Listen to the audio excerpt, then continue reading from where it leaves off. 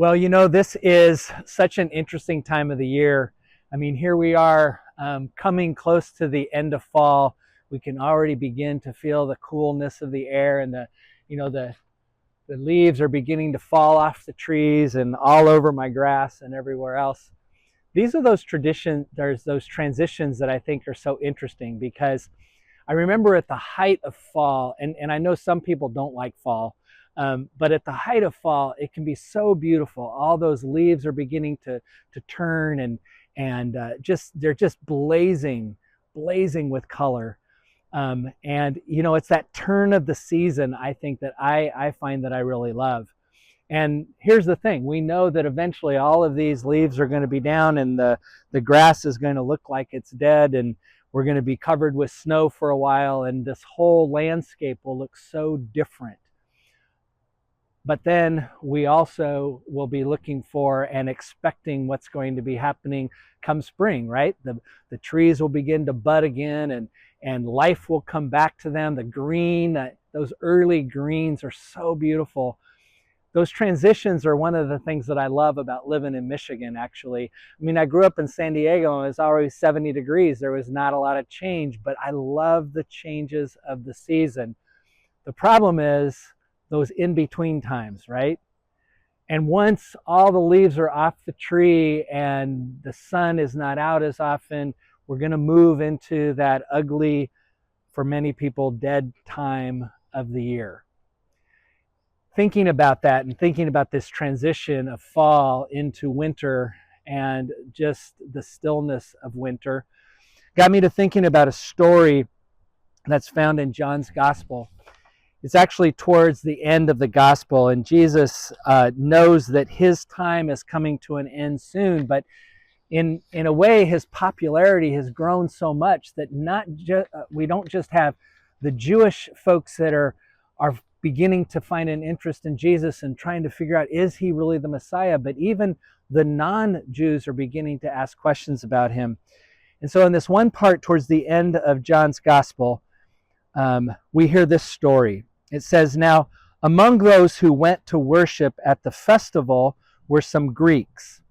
Some came to Philip, who was from Bethsaida in Galilee, and they said to him, 'Sir, we wish to see Jesus.' Philip went and told Andrew. Then Andrew and Philip went and told Jesus. And then Jesus answered them this, and it's a curious response. He says, 'The hour is come for the Son of Man to be glorified. Very truly I tell you, unless a grain of wheat falls onto the earth and dies, it remains just a single grain. But if it dies and bears much, it will bear much fruit.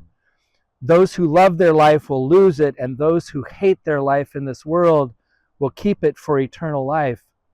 Whoever serves me must follow me.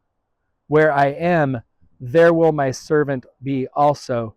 Whoever serves me, the Father will honor.'" Again, it's kind of a strange response, but I think what's going on there is that these Greeks have begun to hear about all the wonderful things that Jesus is doing, and this idea of being with Jesus, this powerful man who has come and who has healed so many and has provided such great teaching. That's the thing they're excited about. They want to hear more. They want to have that peak of the season kind of experience.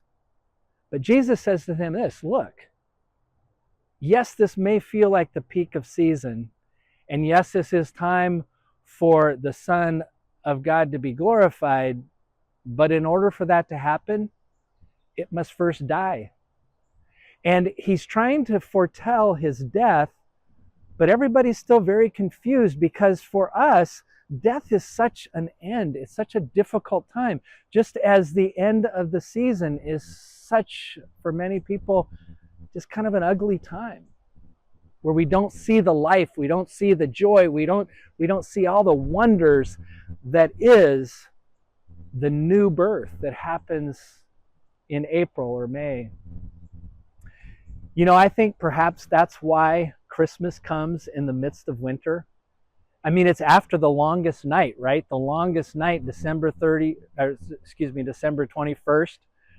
Just 4 days later is when we experience Christmas. right there in the midst of the darkest time of the year, we celebrate the birth of Jesus. You know, I think Jesus was trying to explain something to us there.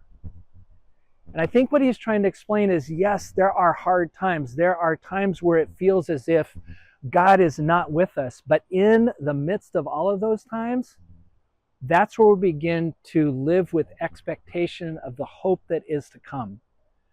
So with the end of fall, tells us that we're going through that time of winter, but spring will come. New life will come. So as you look around the trees that are losing all their leaves, if you feel that sense of sadness, know what it's really communicating to you is new life is on its way. New life is coming. Find hope, find joy in knowing that God is with us even in the most difficult, darkest moments.